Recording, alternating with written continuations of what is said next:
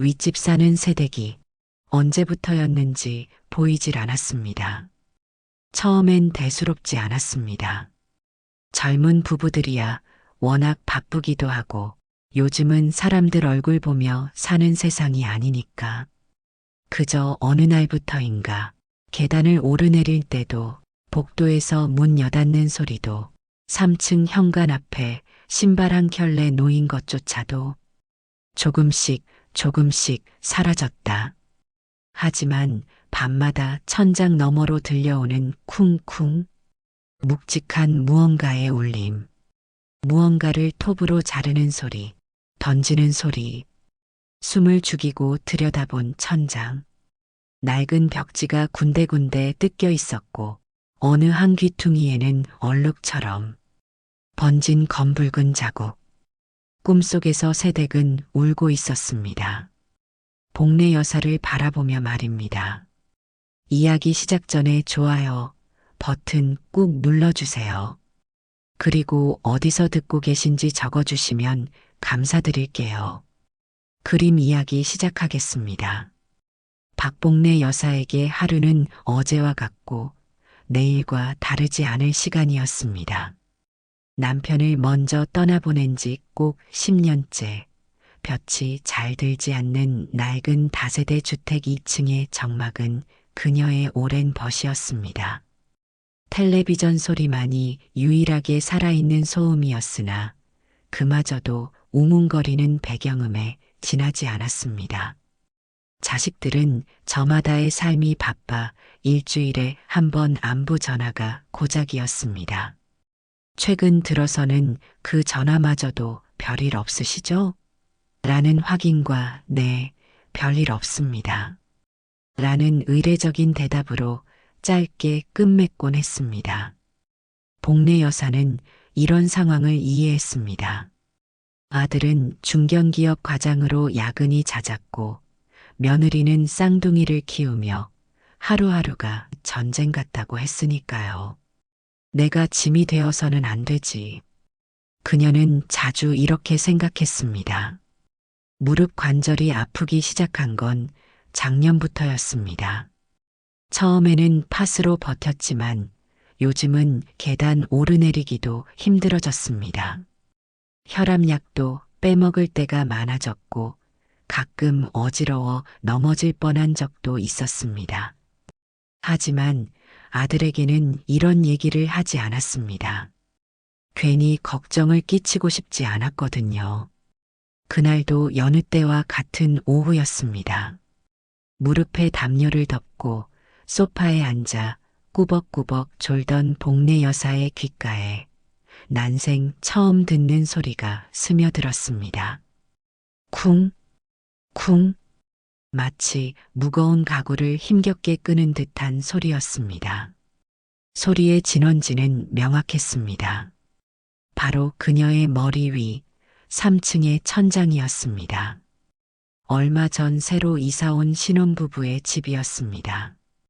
젊은 사람들이라 힘도 좋지. 대낮부터 집 단장을 새로 하나 보구먼. 복례 여사는 대수롭지 않게 생각하며 다시 눈을 감았습니다. 하지만 소리는 거기서 그치지 않았습니다.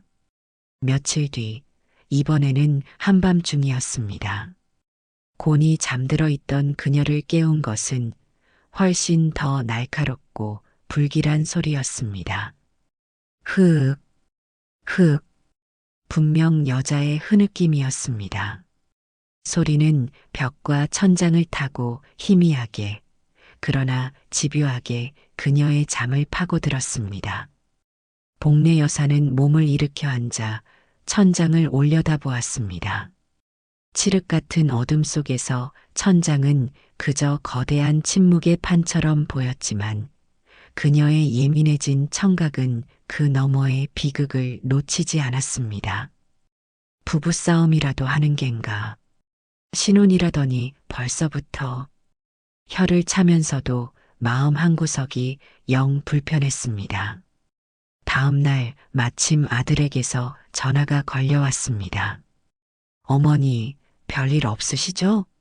식사는 잘 챙겨 드시고요. 오냐, 암. 근데 아들아, 윗집이 좀 시끄럽구나. 밤마다 이상한 소리가 들리는 것이 영 마음에 걸린다. 수화기 너머로 아들의 가벼운 웃음소리가 들려왔습니다. 에이, 어머니. 보청기 소리가 섞여서 그러시나 봐요. 옆집 소음이랑 헷갈리시는 거 아니에요? 너무 신경 쓰지 마세요. 복례 여사는 더 이상 말을 잇지 못했습니다. 아들에게 자신의 말은 그저 노인의 헛소리 혹은 기계의 오작동일 뿐이었습니다. 세상과 자신 사이에 놓인 투명한 벽을 다시 한번 실감하며 그녀는 힘없이 전화를 끊었습니다. 그날 저녁이었습니다. 현관문 초인종이 울렸습니다. 문을 열자 3층에 사는 젊은 남자 김중식이 서글서글한 미소를 지으며 서 있었습니다. 그의 손에는 김이 모락모락 나는 접시가 들려 있었습니다. 어르신, 저희 아내가 솜씨가 좋아서요. 떡 좀 쪄봤는데 맛 좀 보세요. 복례 여사는 김중식을 자세히 관찰했습니다. 키가 크고 어깨가 넓은 체격, 굵은 손가락과 단단해 보이는 팔뚝. 그런데 묘하게도 그의 얼굴에는 어떤 그늘도 찾아볼 수 없었습니다. 어젯밤의 흐느낌과는 도무지 어울리지 않는 평온한 얼굴이었습니다. 복례 여사는 멋쩍게 웃으며 떡 접시를 받아들었습니다. 아이고, 뭘 이런 걸 다. 고맙네, 젊은이. 김중식은 허리를 꾸벅 숙여 인사하고는 계단을 올라갔습니다. 그의 뒷모습이 어둠 속으로 사라지는 것을 보며 복례 여사는 자신이 너무 예민했나 보다 생각했습니다. 따뜻한 온기가 남은 떡을 한 입 베어 무는 순간, 바로 그 순간이었습니다. 쿵! 다시 천장에서 무언가 무거운 것이 바닥에 떨어지는 둔탁한 소리가 울렸습니다. 복례 여사는 입에 문떡을 삼키지도 못한 채 그대로 굳어버렸습니다. 방금 전까지 웃고 있던 그 남자의 얼굴과 천장에서 울려 퍼진 소리가 기묘하게 겹쳐지며 그녀의 등줄기를 타고 서늘한 불안감이 뱀처럼 기어오르기 시작했습니다. 균열은 이미 시작되고 있었습니다. 누구도 귀 기울이지 않는 낡은 집의 천장에서 세상에 가장 끔찍한 속삭임이 새어나오기 시작한 것입니다. 한번 의식하기 시작한 소음은 더 이상 무시할 수 있는 배경음이 아니었습니다. 그것은 마치 살아있는 생물처럼 복례 여사의 밤을 집요하게 잠식해 들어왔습니다. 낮 동안은 거짓말처럼 고요하던 3층은 세상이 모두 잠든 깊은 밤이 되면 어김없이 기이한 소리들을 토해냈습니다. 쿵, 쿵 하고 무언가를 끌던 소리는 이제 탕, 탕 하고 무언가를 내리치는 날카로운 소리로 변해 있었습니다. 간헐적으로 들려오던 여자의 흐느낌은 짧고 격렬한 비명으로 바뀌어 복례 여사의 심장을 쇠망치로 내리치는 듯 했습니다. 그녀는 이불을 머리끝까지 뒤집어 쓰고 귀를 막아보았지만 뼈를 타고 흐르는 진동까지 막을 수는 없었습니다. 잠을 설치는 날이 계속되자 복례 여사의 얼굴은 눈에 띄게 수척해졌습니다. 낮에는 멍하니 허공을 바라보는 시간이 길어졌고 밤이 오는 것을 두려워하게 되었습니다. 어지러운 증상도 더 심해졌습니다. 며칠 전에는 화장실에서 일어서다가 그만 넘어져 손목을 다쳤습니다. 다행히 크게 다치지는 않았지만 멍든 자국을 보며 그녀는 깊은 한숨을 내쉬었습니다. 아들에게 다시 한번 이야기해 볼까 싶었지만 치매라는 단어가 먼저 떠올라 입을 뗄 용기가 나지 않았습니다. 최근 들어 건망증도 심해진 것 같았고 가끔 며느리 이름을 깜빡하기도 했으니까요. 그녀는 그저 이 모든 것이 자신의 늙고 쇠약해진 신경 탓이기를, 그저 악몽 같은 환청이기를 바랄 뿐이었습니다. 그러던 어느 날 밤, 마침내 올 것이 오고야 말았습니다. 그날따라 유난히 고요한 밤이었습니다. 복례 여사는 며칠 만에 찾아온 평온함에 안도하며 깊은 잠에 빠져들었습니다. 얼마나 잤을까 문득 정신이 들었을 때 그녀는 무언가 단단히 잘못되었음을 직감했습니다. 눈을 뜨려고 안간힘을 써보았지만 눈꺼풀은 마치 거대한 자석에 붙들린 쇠붙이처럼 꼼짝도 하지 않았습니다. 손가락 하나, 발가락 하나 움직일 수 없었습니다. 온몸이 투명한 관에 갇힌 듯 답답하고 무거웠습니다. 가위. 이것이 말로만 듣던 가위로구나. 공포가 온몸을 휘감았지만 소리조차 지를 수 없었습니다. 바로 그때였습니다. 삐걱 마이너스하고 그녀의 방문이 열리는 소리가 들렸습니다. 복례 여사는 필사적으로 눈을 뜨려 애썼습니다. 희미하게 떠진 눈꺼풀 사이로 한 여자의 형체가 방 안으로 들어서는 것이 보였습니다. 3층 여자 아니타였습니다. 그런데 그녀의 모습이 기괴하기 짝이 없었습니다. 목이 마치 부러진 인형처럼 옆으로 완전히 꺾여 있었고 초점 없는 눈동자는 허공의 한 점을 응시하고 있었습니다. 그녀는 유령처럼 소리 없는 걸음으로 방 안을 배회하더니 복례 여사의 침대 발치에 멈춰 섰습니다. 그리고는 천천히, 아주 천천히 손을 들어 올렸습니다. 피가 흥건히 묻어있는 그녀의 손가락이 가리킨 곳은 다름 아닌 바로 그녀가 살던 3층의 천장이었습니다. 아니타의 입이 벌어지는가 싶더니 소리 없는 비명이 터져 나왔습니다. 복례 여사는 그 끔찍한 광경에 온몸의 피가 얼어붙는 것 같았습니다. 으아악! 마침내 터져나온 비명과 함께 복례 여사는 용수철처럼 몸을 일으켰습니다. 온몸은 식은 땀으로 축축했고 심장은 금방이라도 터져버릴 듯 미친 듯이 뛰고 있었습니다. 그녀는 거친 숨을 몰아쉬며 주위를 둘러보았습니다. 방 안에는 아무도 없었습니다. 굳게 닫힌 방문, 창문으로 스며드는 희미한 달빛, 그리고 지독한 침묵만이 그녀를 맞이할 뿐이었습니다. 꿈이 아니었습니다. 이것은 단순한 악몽이 아니었습니다. 복례 여사는 떨리는 손으로 가슴을 부여잡았습니다.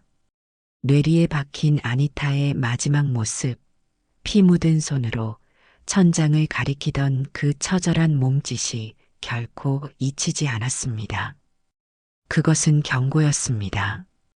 혹은 구원을 바라는 마지막 절규였습니다. 복례 여사는 깨달았습니다. 이제 더 이상 이 일을 외면할 수 없다는 것을. 그녀가 들었던 모든 소리와 방금 겪은 끔찍한 가위 눌림은 천장 너머에서 벌어지고 있는 거대한 비극의 서막에 불과하다는 것을 말입니다. 밤새 겪은 공포는 아침이 되어도 쉬이 가시지 않았습니다. 복례 여사의 머릿속은 온통 목이 꺾인 채 천장을 가리키던 아니타의 모습으로 가득 차 있었습니다. 그것이 단순한 꿈이 아니라는 확신이 들자 불안감은 걷잡을 수 없이 커져만 갔습니다.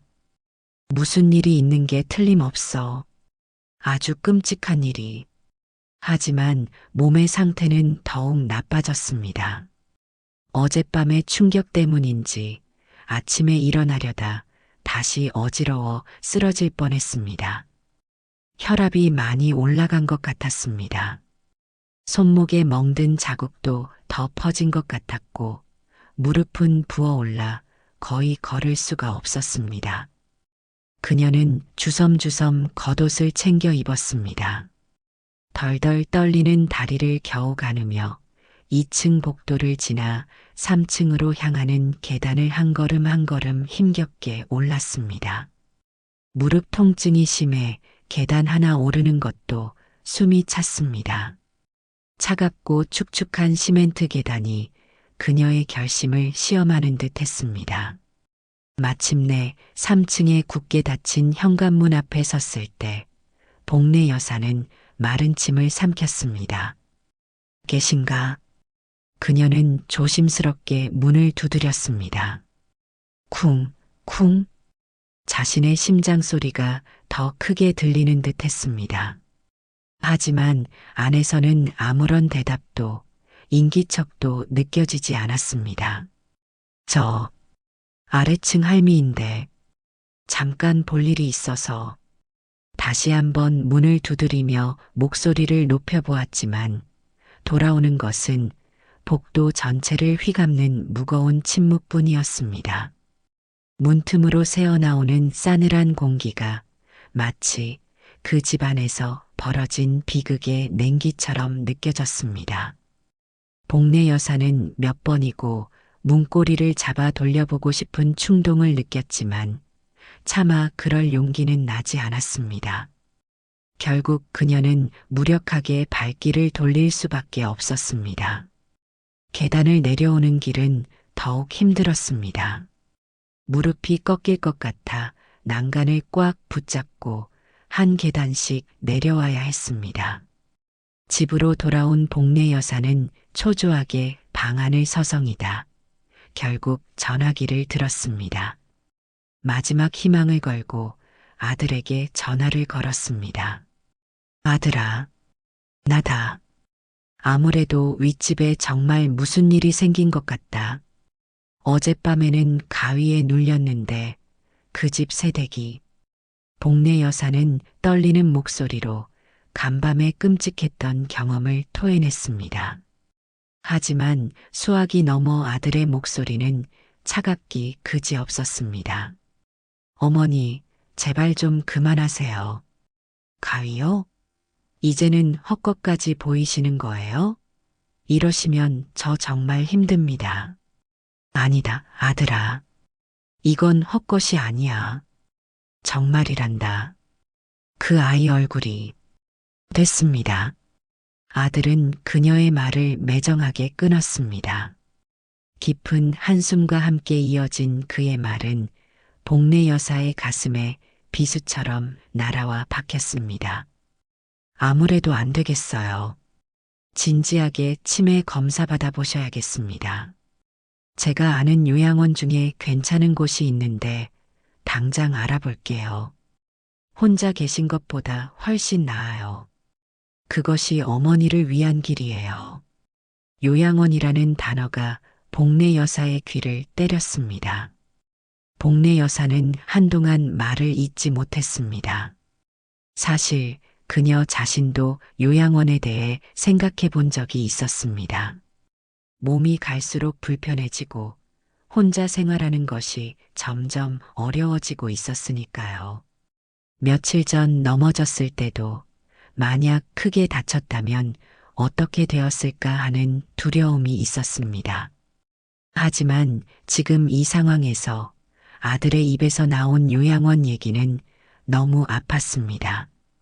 자신의 진실된 공포와 절박한 호소가 치매 노인의 망상으로 치부되어 사회로부터 격리될 이유가 되어버린 것입니다. 아들아, 복례 여사는 힘없는 목소리로 말했습니다. 사실 엄마도 혼자 사는 게 점점 힘들어지긴 했다. 무릎도 아프고 어지러울 때도 많고 너희한테 짐이 되고 싶지도 않고 그러게요. 어머니도 아시잖아요. 요양원이 나쁜 곳이 아니에요. 또래분들도 많고 제대로 돌봄도 받으시고 하지만 아들아, 지금은 정말 급한 일이 있어서 어머니, 그런 망상은 이제 그만하세요. 아들은 더 이상 들을 생각이 없다는 듯 전화를 끊어버렸습니다. 복례 여사는 수화기를 든 채 한참을 그대로 서 있었습니다. 그때였습니다. 밖에서 인기척이 들리더니 누군가 현관문을 두드렸습니다. 복례 여사가 멍한 얼굴로 문을 열자 그곳에는 3층 남자 김중식이 어제와 똑같은 서글서글한 미소를 지으며 서 있었습니다. 어르신, 혹시 저희 아내 못 보셨어요? 복례 여사는 순간 숨을 멈췄습니다. 그의 태연한 질문에 어떻게 대답해야 할지 알 수 없었습니다. 아, 아니, 못 봤네만. 아, 그러세요? 아내가 잠시 고향에 갔거든요. 급한 일이 생겼다고 아침 일찍 떠났는데 연락이 잘 안 돼서요. 혹시나 마주쳤나 해서요. 김중식은 앞뒤가 맞지 않는 말을 아무렇지 않게 말하며 어깨를 으쓱했습니다. 복례 여사는 그를 자세히 관찰했습니다. 큰 키, 넓은 어깨, 굵은 손. 그런데 그의 얼굴에서는 아내를 걱정하는 기색이라고는 찾아볼 수 없었습니다. 오히려 귀찮은 짐을 덜어낸 듯한 후련함마저 느껴지는 듯 했습니다. 혹시 어르신, 어디 아프신 곳은 없으세요? 얼굴이 좀 안 좋아 보이시는데. 김중식이 갑자기 걱정스러운 표정을 지으며 물었습니다. 복례 여사는 당황했습니다. 아, 아니, 괜찮다. 에이, 그러지 마세요. 보기에도 많이 힘들어 보이시는데요.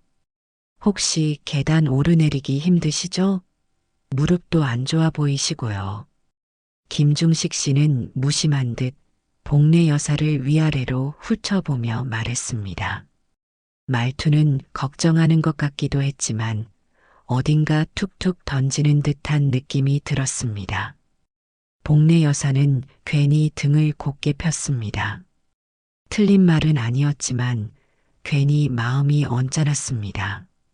언제부터 그렇게 유심히 보고 있었을까 싶은 생각에 속이 은근히 거슬렸습니다. 그냥 나이가 들어서 그런 거야. 아유, 그렇게 말씀 마세요. 제가 보기엔 어르신 이젠 제대로 된 돌봄이 필요해 보이세요. 혹시 가족분들은 뭐라고 하시던가요? 복례 여사는 순간 숨이 턱 막혔습니다.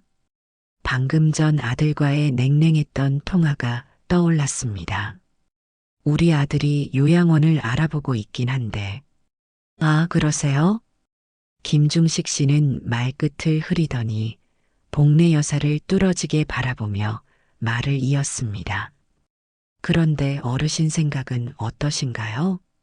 지금껏 아무도 그녀의 생각을 물어보지 않았던 터라 복례 여사는 잠시 당황했습니다. 나야 아들한테 짐 되기 싫으니까 가야겠지요. 정말요? 김중식 씨는 입가에 웃음기도 없이 되묻더니 그 눈빛을 슬며시 좁혔습니다. 복례 여사는 어딘가 모르게 몸이 굳는 느낌을 받았습니다. 사실은 이 집에서 조금만 더 있고 싶어. 남편이랑 함께한 곳이고 익숙하기도 하고. 그런데 혼자 지내기가 점점 힘들어지네. 김중식 씨는 천천히 고개를 끄덕이며 알 수 없는 미소를 지었습니다. 그의 얼굴은 부드럽고 낮았지만 복례 여사는 왠지 모르게 등이 서늘해졌습니다. 그는 고개를 살짝 숙인 채 조용히 말을 이었습니다. 저도 이제 혼자입니다. 아내가 없으니까요. 그리고 어르신 같은 분이 이 근처에 혼자 계시다는 게 계속 신경이 쓰였거든요. 그는 술을 먹었는지 횡설수설하며 복례 여사에게 얘기를 했고 그렇게 다시 위층으로 올라갔습니다. 복례 여사는 그의 말을 믿을 수 없었습니다. 간밤에 피를 흘리며 나타났던 아니타의 모습과 지금 눈앞에서 태연자약하게 거짓말을 하고 있는 이 남자의 모습이 겹쳐지며 소름이 돋았습니다. 그녀는 깨달았습니다. 이제 자신을 믿어줄 사람은 세상에 아무도 없다는 것을. 진실은 저 두꺼운 3층의 벽과 저 남자의 서늘한 미소 뒤에 감춰져 버렸습니다. 그리고 그 진실을 아는 유일한 목격자인 자신은 곧 치매 노인이라는 이름으로 세상에서 지워질 운명에 처해 있었습니다. 아들의 차가운 목소리와 위층 남자의 알 수 없는 서늘함은 복례 여사를 깊은 혼란 속으로 밀어 넣었습니다. 며칠 동안 그녀는 집 밖으로 한 발짝도 나가지 않았습니다. 텔레비전을 켜놓아도 소리는 귀에 들어오지 않았고 입맛이 없어 끼니를 거르기 일쑤였습니다. 몸의 상태는 더욱 나빠졌습니다. 혈압약을 며칠 빼먹어서인지 어지러운 증상이 심해졌고 무릎 통증 때문에 제대로 걷기도 힘들었습니다. 이런 상태로 계속 혼자 살 수 있을까 하는 불안감이 커져갔습니다. 천장은 다시 침묵을 되찾았지만 그 고요함은 오히려 더 큰 불안을 자아냈습니다. 마치 폭풍 전야처럼 모든 것이 끝났다는 불길한 평온이었습니다. 내가 정말로 늙어서 헛것을 본 것일까? 아들 말이 맞는 걸까? 스스로를 의심하고 체념하려던 찰나였습니다. 며칠 만에 처음으로 집 밖으로 나선 것은 순전히 음식물 쓰레기를 버리기 위함이었습니다. 무릎을 부여잡고 힘없는 걸음으로 다세대 주택 뒤편의 분리수거장으로 향한 그녀의 눈에 무언가 반짝이는 것이 들어왔습니다. 재활용 비닐이 담긴 커다란 마대자루역, 흙먼지 위에 작은 물체가 떨어져 있었습니다. 처음에는 그저 사탕 껍질이려니 하고 지나치려 했습니다. 하지만 무심코 향한 시선은 이내 그 자리에 못 박혔습니다. 그것은 여자들의 귀걸이였습니다. 복례 여사는 허리를 숙여 조심스럽게 그것을 집어들었습니다. 작고 하얀 진주알이 박힌 한눈에 봐도 젊은 여자의 취향이었습니다. 그런데 이상했습니다. 귀걸이는 한쪽뿐이었고 침 부분은 억지로 잡아 뜯은 것처럼 살짝 휘어져 있었습니다. 그리고 바로 그 순간 그녀의 심장이 쿵 하고 내려앉았습니다. 휘어진 침 끝에 아주 작고 검붉은 얼룩이 묻어 있었습니다. 마치 말라붙은 핏자국 같았습니다. 복례 여사는 숨을 멈추고 주위를 둘러보았습니다. 다행히 주변에는 아무도 없었습니다. 그녀는 떨리는 손으로 귀걸이를 감싸 쥐었습니다. 이 귀걸이 낯이 익었습니다. 복례 여사는 기억하고 있었습니다. 이사 온 지 얼마 되지 않았을 무렵 한여름 오후였던가. 현관 앞을 청소하던 복례 여사의 시야에 3층 새댁이 머리를 묶으며 계단 앞에 서 있던 모습이 스쳤던 순간이 있었습니다. 그때 그녀의 귓불에서 햇살을 받아 반짝이던 작은 귀걸이 바로 그것이었습니다. 그 귀걸이가 지금 집 뒤편 흙먼지 위에 떨어져 있는 것이었습니다. 단 하나만. 침이 휘어지고 끝엔 검붉은 얼룩까지 묻은 채로. 이게 왜 여기에? 모든 것이 환청이고 망상이라며 스스로를 다독이던 마음의 벽이 와르르 무너져 내렸습니다. 이것은 실제하는 증거였습니다. 그녀의 의심이 틀리지 않았음을, 천장 너머에서 벌어진 비극이 헛것이 아니었음을 증명하는 작고도 서늘한 물증이었습니다. 복례 여사는 마치 귀한 보물이라도 되는 양 귀걸이를 손수건에 곱게 쌌습니다. 그리고는 주머니 깊숙이 집어넣었습니다. 그 작은 금 속의 차가운 감촉이 그녀의 떨리는 손끝을 통해 온몸으로 퍼져나갔습니다. 집으로 돌아오는 그녀의 발걸음은 더 이상 무력하지 않았습니다. 아들의 불신도, 김중식의 거짓말도, 요양원에 대한 두려움도 이 순간만큼은 아무런 힘을 쓰지 못했습니다. 흐릿하고 무기력하던 그녀의 눈빛이 아주 오랜만에 단호하고 날카로운 빛을 띠기 시작했습니다. 그녀는 혼자가 아니었습니다. 세상이 모두 그녀를 외면할지라도 진실의 작은 조각 하나가 그녀의 손안에 있었습니다. 아니타가 남긴 마지막 흔적, 그 작은 귀걸이는 이제 복례 여사에게 침묵을 깨고 싸워야 할 이유가 되어 주었습니다. 그녀는 결심했습니다. 이대로 모든 것을 묻어버릴 수는 없다고. 이 작은 증거를 가지고 어떻게든 진실을 밝혀내야만 한다고 말입니다. 손수건에 싼 귀걸이는 복례 여사에게 부적과도 같았습니다. 그녀는 그것을 장롱 깊숙한 곳, 낡은 비단 주머니에 넣어두고는 매일같이 꺼내보며 결심을 다졌습니다. 하지만 무엇을 어떻게 해야 할지는 막막했습니다. 경찰에 가기에는 이 작은 귀걸이 하나만으로는 부족했습니다. 아들에게 다시 이야기하는 것은 이제 무의미한 일이었습니다. 그런데 이상한 일이 벌어졌습니다. 며칠 전부터 김중식 씨가 자주 그녀의 문을 두드리기 시작한 겁니다. 처음에는 남은 반찬을 나눠 먹자며, 그 다음에는 무거운 쌀포대를 들어다 주겠다며, 또 어떤 날에는 그냥 안부 차왔다고 했습니다. 어르신, 약은 제때 드시죠? 계단 오르내리실 땐 조심하셔야 해요. 손잡이 좀 더 튼튼하게 달아드릴까요? 요즘은 어디 불편한 데 없으세요? 병원엔 가보셨어요? 그의 말은 다정했지만 복례 여사는 알 수 없는 압박감을 느꼈습니다.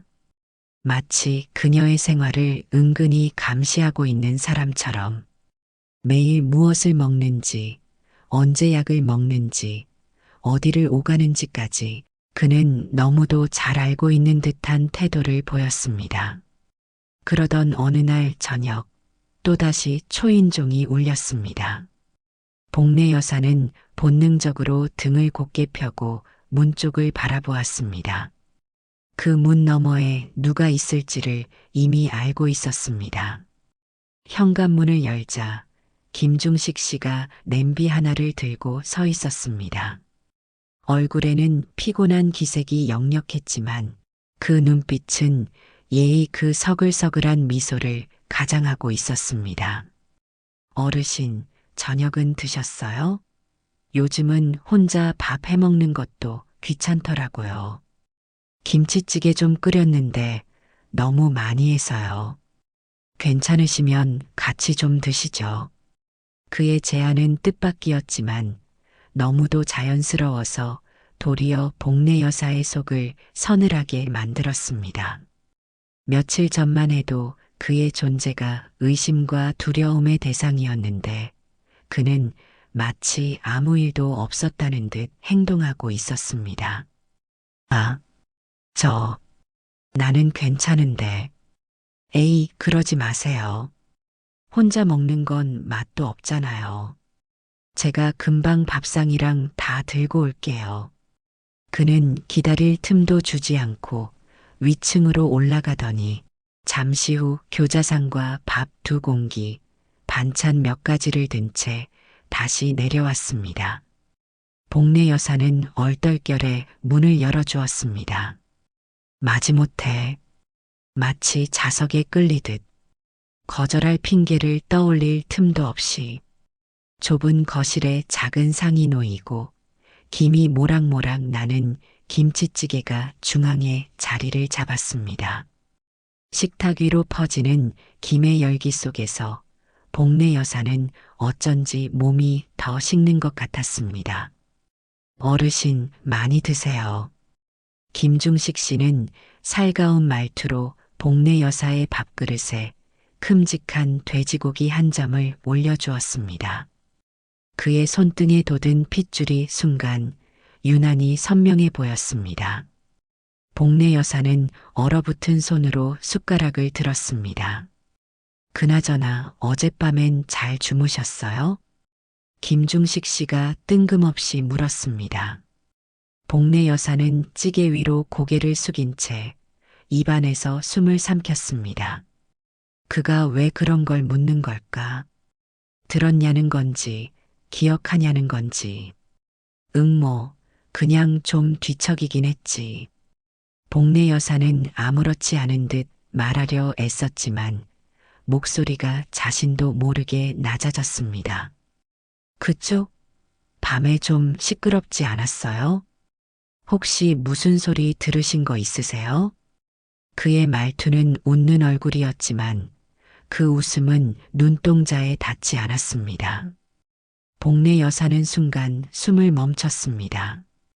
그는 지금 당신이 뭘 알고 있냐고 떠보는 것이었습니다. 정확히는 어디까지 들었냐고. 아니야, 귀가 좀 어두워서 그런지 잘 못 느꼈네. 복례 여사는 고개를 숙이며 말했다. 숟가락을 든 손이 모르게 떨리고 있었습니다.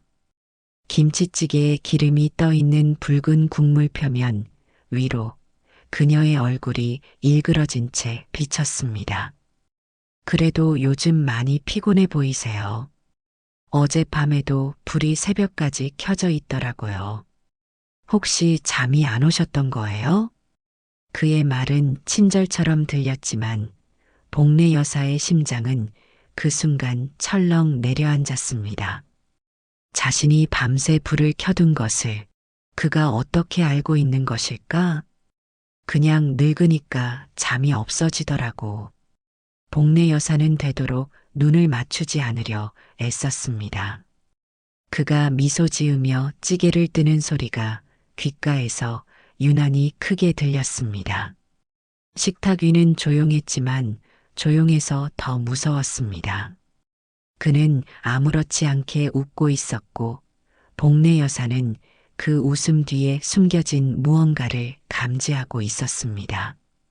그녀는 깨달았습니다.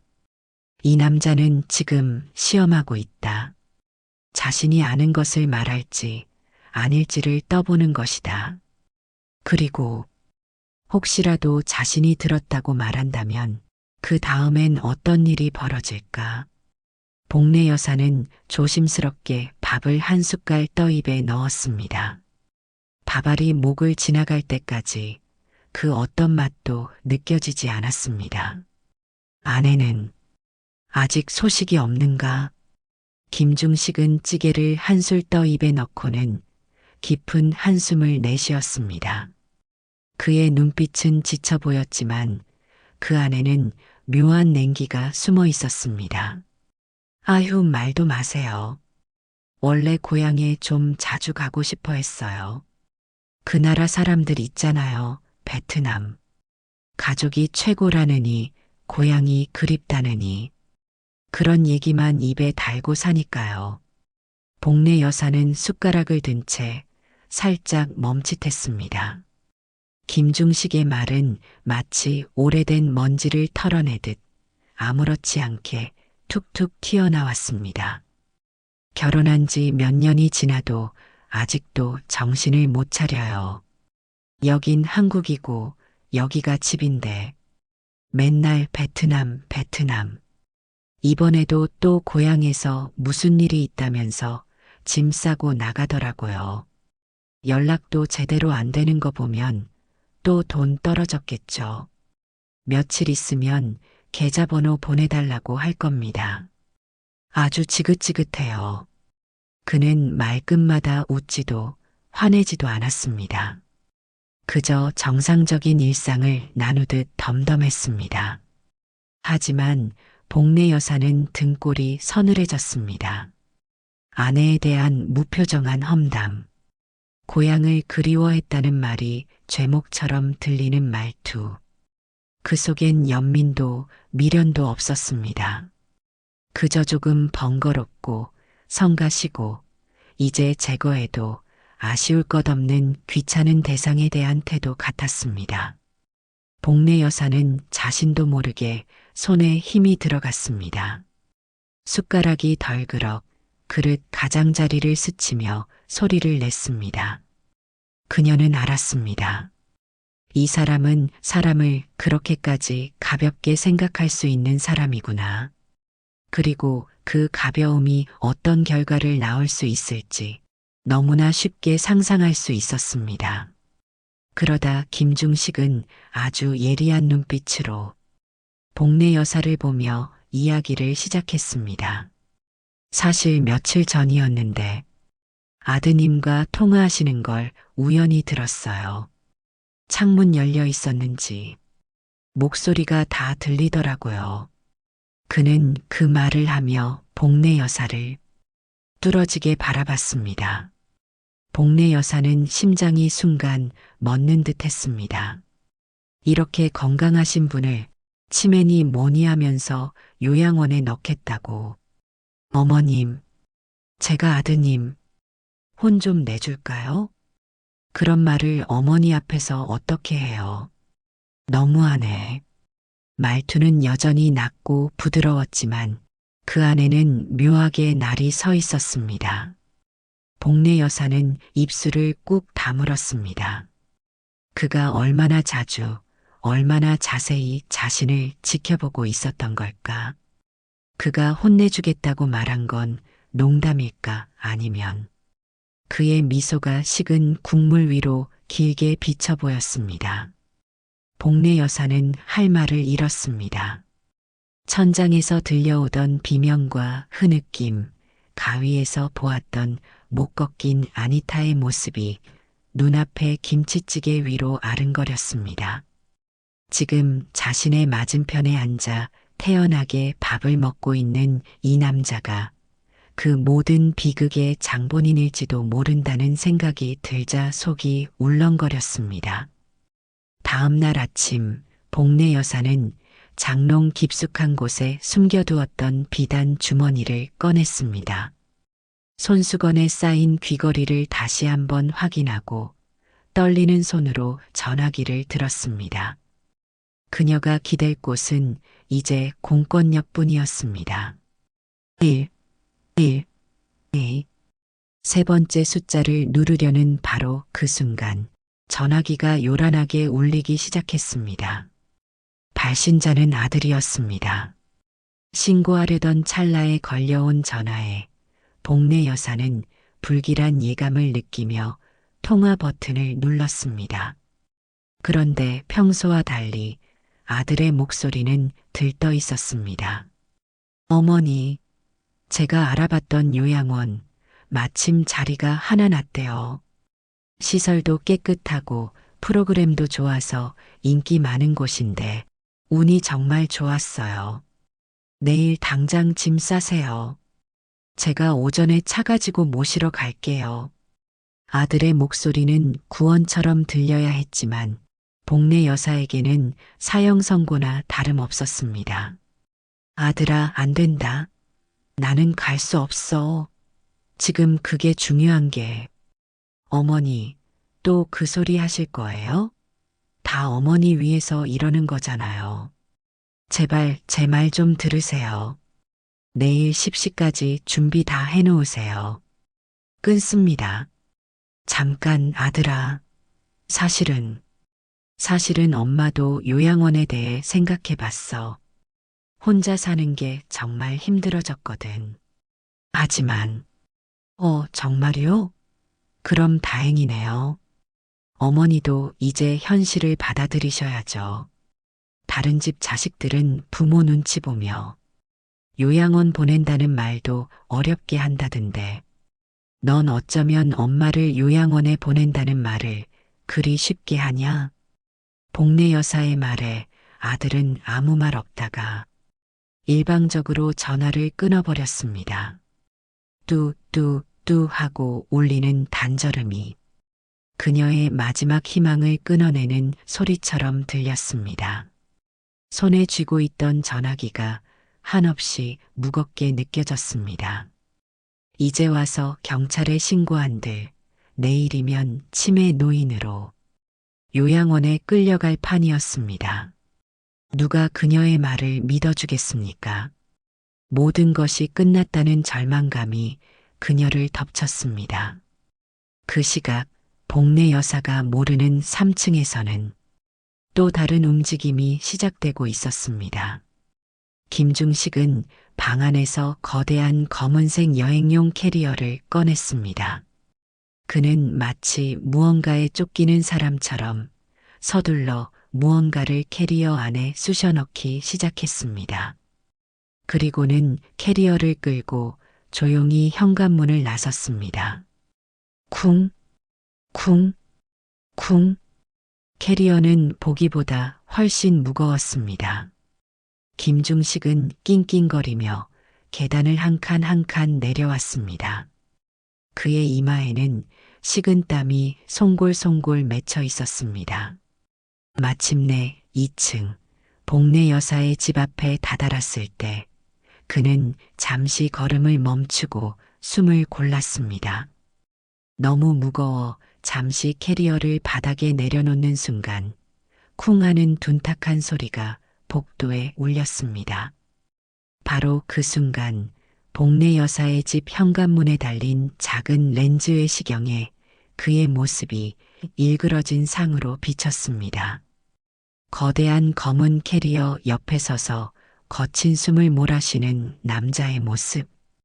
김중식은 다시 캐리어를 힘겹게 일으켜 세우고는 1층을 향해 발걸음을 옮겼습니다. 그의 발걸음 소리는 점점 멀어져 갔고 복도에는 다시 정막만이 남았습니다. 엇갈린 타이밍, 엇갈린 구원.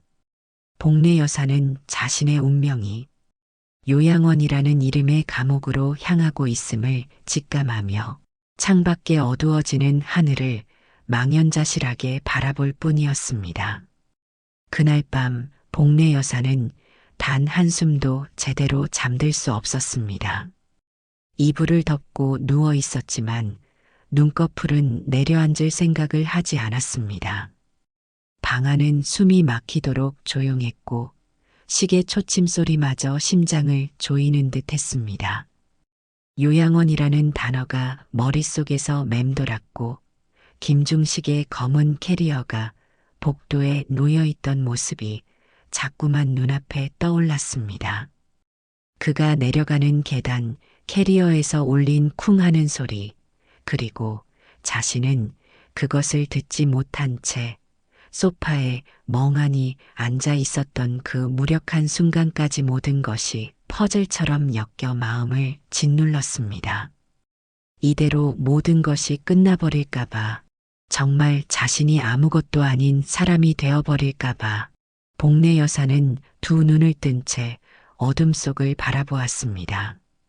그 밤은 그녀에게 긴 심판의 시간이었고 새벽은 참을 수 없이 멀고 또 멀었습니다.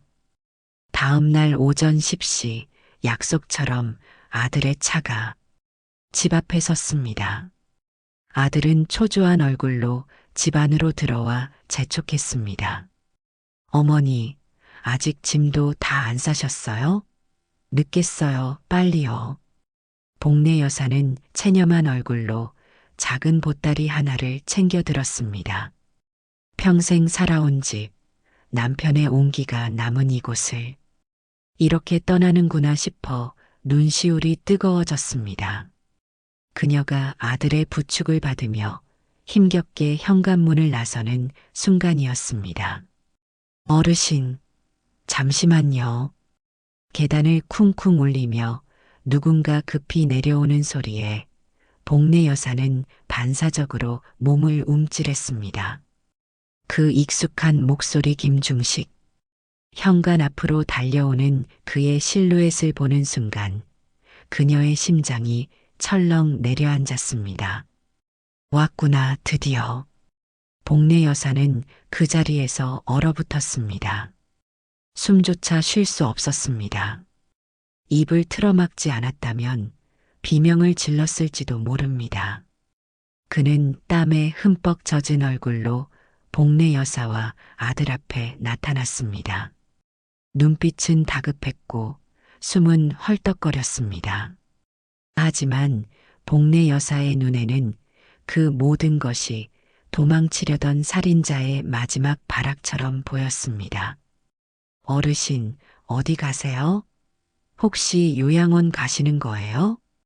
아들은 불쾌한 기색을 감추지 않은 채 그 앞을 가로막았습니다. 어머니 일에 상관 마시죠. 그러나 김중식은 한 발도 물러서지 않았습니다. 그의 눈이 복례 여사를 향했습니다. 그 순간 복례 여사는 발끝까지 차가운 전류가 흐르는 듯한 공포를 느꼈습니다. 아니요, 상관해야겠습니다. 그는 결연한 목소리로 외쳤습니다. 복례 여사는 본능적으로 한 걸음 뒤로 물러섰습니다. 가슴 깊은 곳에서 경고음이 울리는 듯 했습니다. 지금 저 사람 눈빛이 그날 가위에서 본. 하지만 동시에 머릿속은 혼란스러웠습니다. 지금 그의 말과 행동은 누군가를 해치려는 사람이 하기엔 너무도 절박하고 애타 보였습니다. 그녀는 두 손으로 보따리를 꼭 끌어안은 채 요동치는 심장과 싸우고 있었습니다. 모든 것이 아직 모호했습니다. 다음 날 오전 10시 약속처럼 아들의 차가 집 앞에 섰습니다. 아들은 초조한 얼굴로 집 안으로 들어와 재촉했습니다. 어머니, 아직 짐도 다 안 싸셨어요? 늦겠어요, 빨리요. 복례 여사는 체념한 얼굴로 작은 보따리 하나를 챙겨 들었습니다. 평생 살아온 집, 남편의 온기가 남은 이곳을 이렇게 떠나는구나 싶어 눈시울이 뜨거워졌습니다. 그녀가 아들의 부축을 받으며 힘겹게 현관문을 나서는 바로 그 순간이었습니다. 어르신, 잠시만요. 계단을 쿵쿵거리며 뛰어내려오는 소리와 함께 나타난 것은 3층 남자 김중식이었습니다. 그는 땀을 뻘뻘 흘리며 복례 여사와 아들 앞을 막아섰습니다. 어르신, 어디 가시는 겁니까? 혹시 정말 요양원 가시는 거예요? 아들은 경계심 가득한 눈으로 그를 밀치며 말했습니다. 우리 어머니 일에 상관 마시죠. 비키세요. 아니요, 상관해야겠습니다. 김중식은 물러서지 않고 절박하게 외쳤습니다. 아들이 그를 지나치려 하자 그는 복례 여사의 앞을 필사적으로 막아섰습니다. 그렇게 두 남자가 옥신각신하는 사이 계단 구석에 위태롭게 세워져 있던 거대한 검은 캐리어가 그만 균형을 잃고 복도 바닥으로 넘어졌습니다. 철커덩, 와르르, 캐리어의 잠금 장치가 충격에 풀리면서 그 안에 있던 내용물들이 복도 바닥으로 쏟아져 나왔습니다. 복례 여사의 눈은 그 내용물에 고정된 채 몸이 굳어버린 듯 움직이지 않았습니다. 그녀는 본능적으로 눈을 질끈 감았다가 조심스럽게 다시 떴습니다. 그 안에는 피가 아니라 무거운 금속성 광택이 번들거렸습니다. 육중한 은괴, 손때 묻은 망치와 집게, 두꺼운 금속판, 그리고 다듬다만 반지와 목걸이 조각들, 은 부스러기들이 바닥에 별처럼 흩어졌습니다.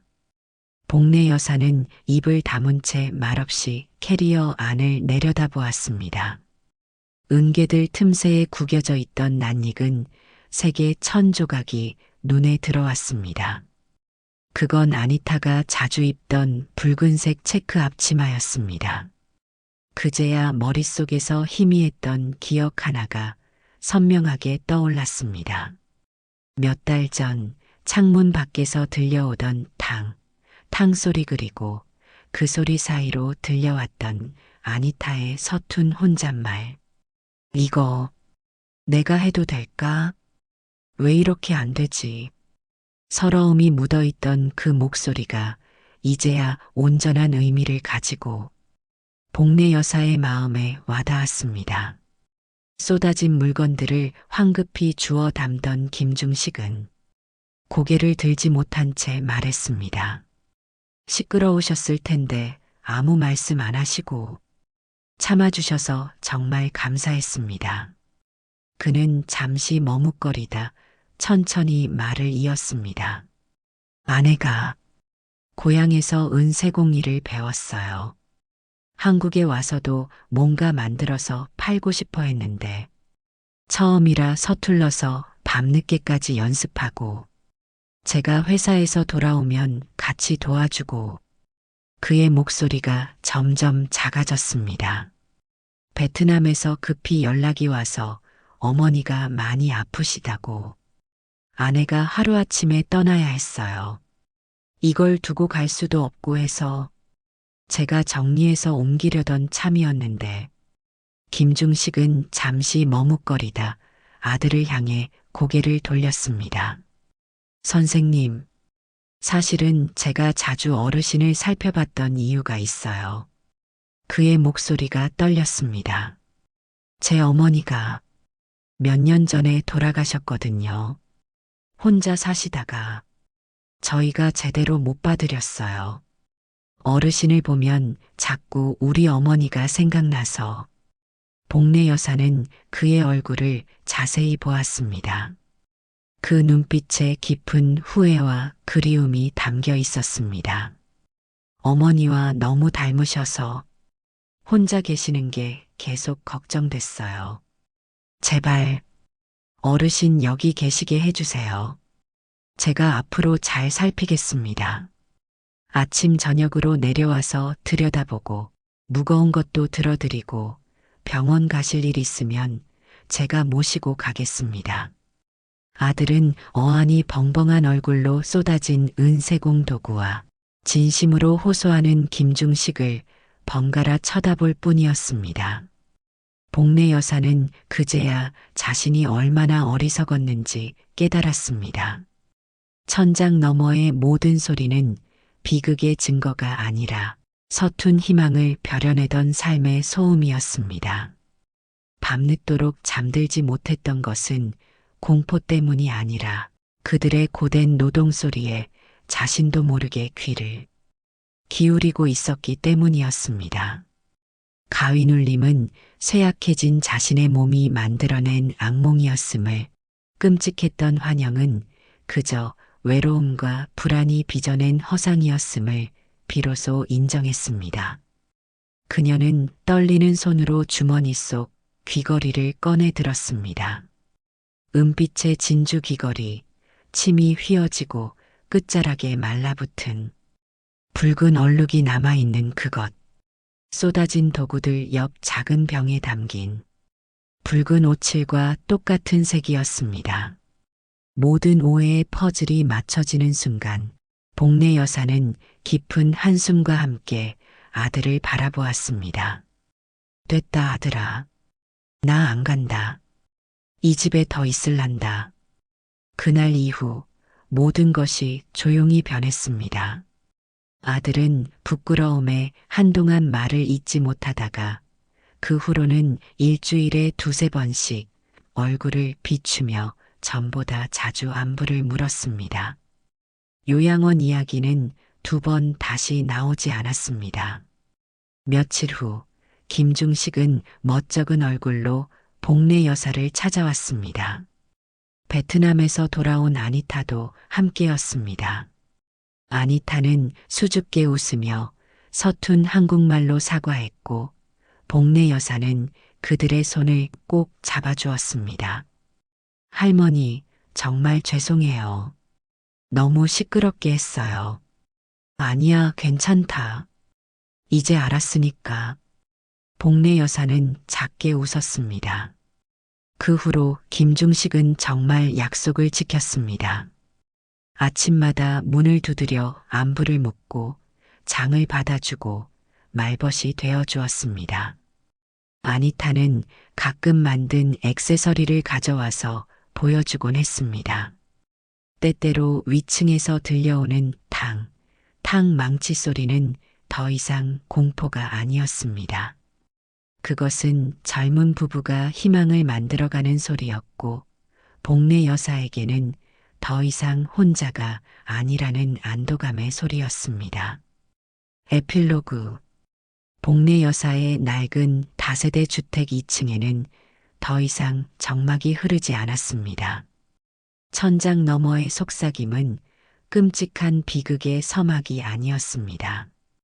그것은 세상과 단절되었던 한 노인의 마음에, 그리고 꿈을 키우던 젊은 부부의 마음에 문을 열어준 서툴지만 간절했던 삶의 소음이었습니다. 복례 여사는 이제 내일이 오늘과 같지 않을 것임을 알았습니다.